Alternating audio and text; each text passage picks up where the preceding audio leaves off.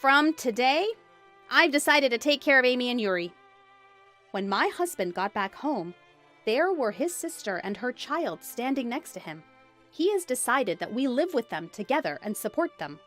How could he prioritize his sister and niece over our own daughter and me? I can't stand it anymore. What a deadbeat husband. I will sump him myself. This is my vengeance story against my awful and despicable sister-obsessed husband. My name is Emilia. I've been married to Ethan for 5 years. We have a 4-year-old daughter, Luna. Our daughter, who we had right after our marriage, is adorable. She's our everything. My husband and my daughter, they're my precious family. But it seems like my husband did not feel the same. One evening, while waiting for my husband to return, I was cooking curry with Luna. "Mommy, when is Daddy coming back?" Daddy is late today. I wonder what happened. My husband, who usually comes straight home after work, but today didn't come back even after 7:30 p.m. No response to my calls or messages either. "Mommy, I'm hungry." "Yeah, all right. Let's go ahead and eat without Daddy today."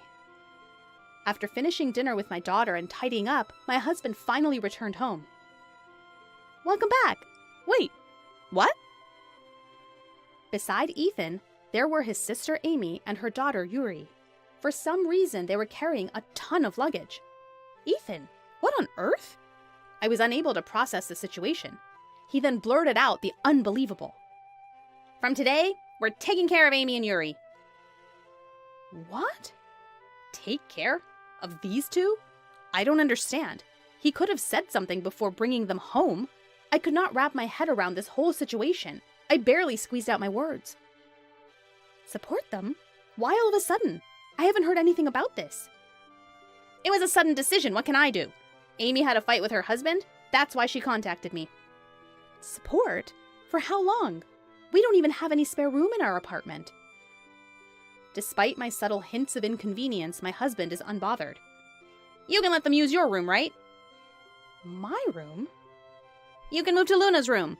Then we'll have a free room and Amy and Yuri can stay there. What the... My husband expects me to endure all this like it's nothing. Why do I have to put up with this when we're the one providing for them? I really don't understand. My husband, with a big smile, invited his sister and niece inside and kindly told them, "Feel free to make yourself at home from today." Without even a word of "sorry to intrude," the two of them stepped in, settled themselves on the couch, started watching TV. I pulled my husband aside and whispered, "Hey, are you out of your mind? Taking care of these two all of a sudden? We don't quite have much room in our budget either, you know." My husband then sighed and made a disgusted face. "Jeez, Amy's struggling and you're being so cold-hearted. Can't you at least help her out a little?" That's not it.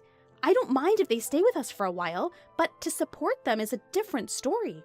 At least they should contribute to the groceries. What? You're absolutely stingy. Amy's not working, so it's obvious she can't contribute. Calling me stingy. I don't care about your opinion. My precious sister is in trouble. As the head of the household, I've decided to support her, so you should obey me. Saying this, he went on to play games with them. Moreover, the curry I saved for tomorrow was completely eaten up by my husband and them. All the while, I was getting yelled at by my husband. "Prepare more nutritious meals for my niece." Has he ever cared about nutrition of our own daughter's meals? I see. He can be that caring of a person when it comes to his beloved niece. My husband completely sided with his sister and dismissed my feelings. Worse, he labeled me as a cheapskate for worrying about our finances. She can't contribute to the food expenses because she isn't working. That's not my problem. No matter how much they're struggling, it's not like we can afford to provide for them indefinitely for free. The following day, and the day after that, my husband only spoiled his sister and niece. He barely acknowledged me and our daughter. "Amy, I got the cake you said you wanted." "Oh, thanks, Ethan." "I saw some toys from Yuri's favorite cartoon on sale. Couldn't help but to buy them." "Wow, thanks, Uncle." The cake was only for his sister and niece, and of course, the toy was only for his niece. Our daughter and his niece are about the same age. It wouldn't be hard to guess that our daughter would also love some cake and toys. But I have to hold out a little longer. Once his sister makes up with her husband, they'll leave our house and our family life will return to normal. Telling myself that, I managed to suppress my anger. Then, one day, my daughter asked me, "Mom, does Dad like Yuri more than me?" "What?" "Because he's always nice only to Yuri. He doesn't even respond when I try to talk to him." Saying that, my daughter's eyes welled up with tears. I couldn't say anything, and I hugged my daughter tightly. "Don't worry, he's your dad, Luna." Though I managed to calm her down for now, this can't go on.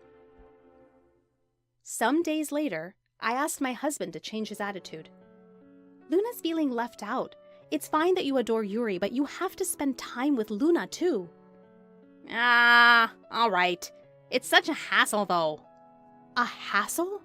Our child is Luna, not Yuri, you know." Yes, I got it. I just have to pay attention to Luna, right?"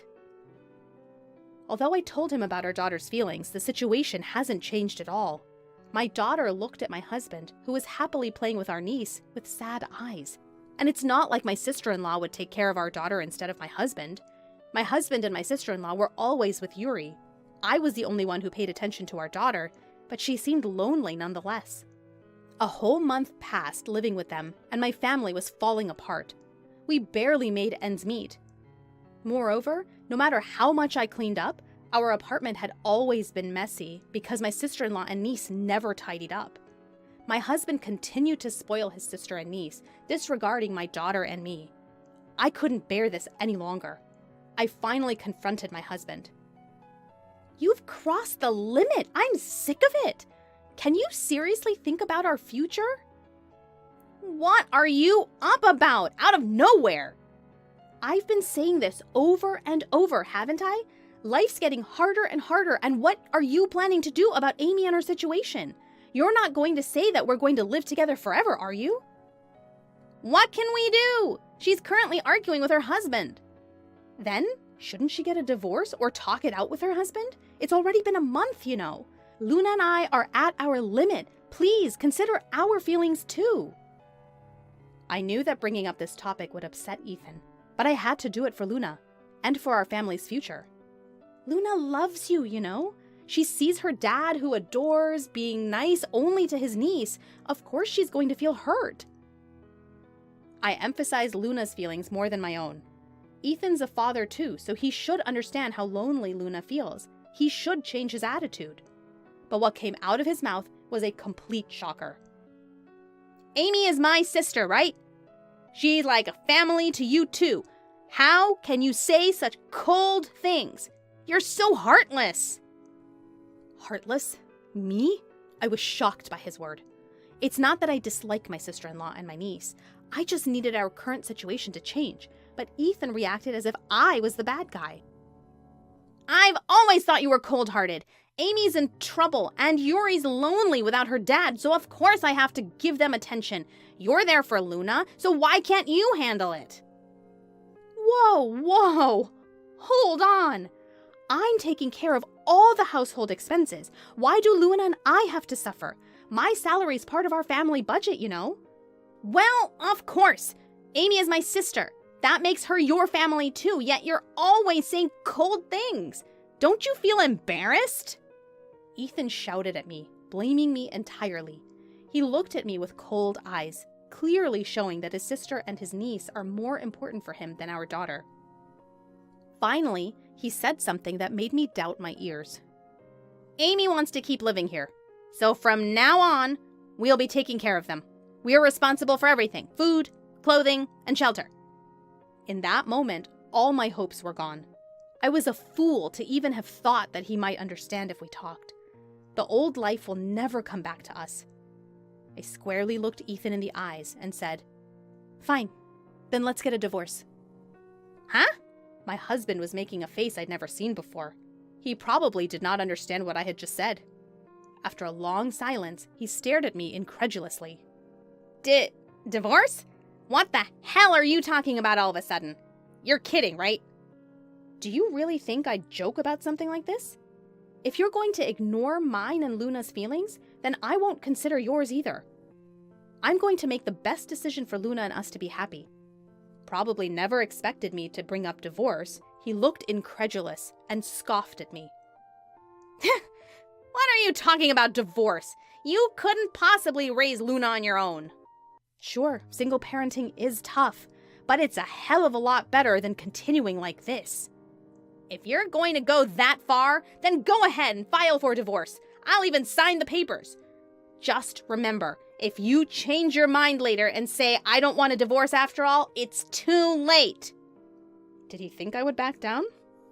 I pulled out the paper I had prepared earlier and handed it along with a pen to him.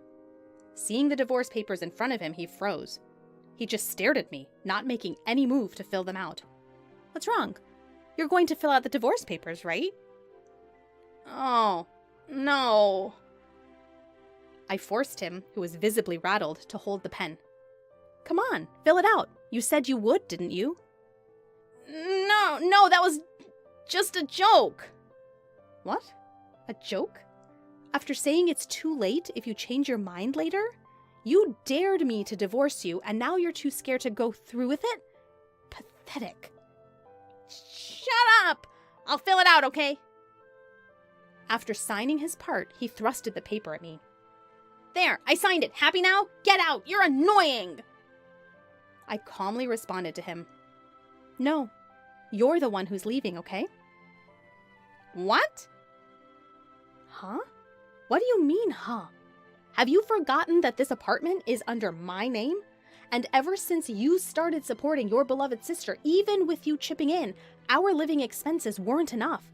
And I was the one covering all the rent. Yet you still had the audacity to continue living here without any guilt. Are you stupid? Are you out of your mind?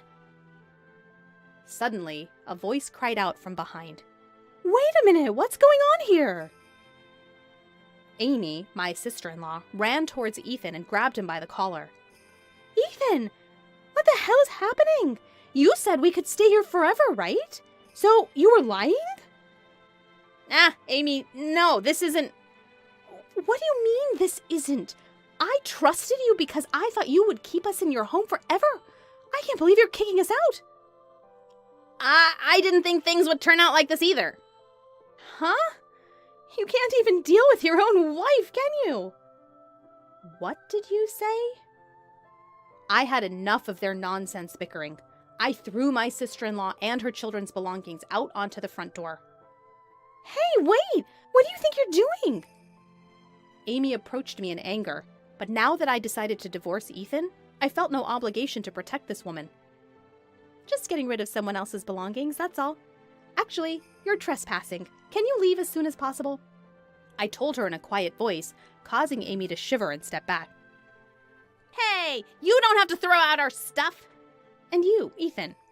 I turned to my ex-husband. Could you please leave us as well? I have no need for you two anymore. What kind of thing is that to say to your husband? You're not my husband anymore. You're my ex-husband. I never thought you were such a cold-hearted woman. Well, that's too bad for you. You've stepped on my landmine. If you find your sister and her child cuter than our child, why don't the three of you happily live together? Where are we supposed to go if we leave here? Are you actually kicking us out? I don't care. Do whatever you want. Now get out. I'm going to call the cops if you don't.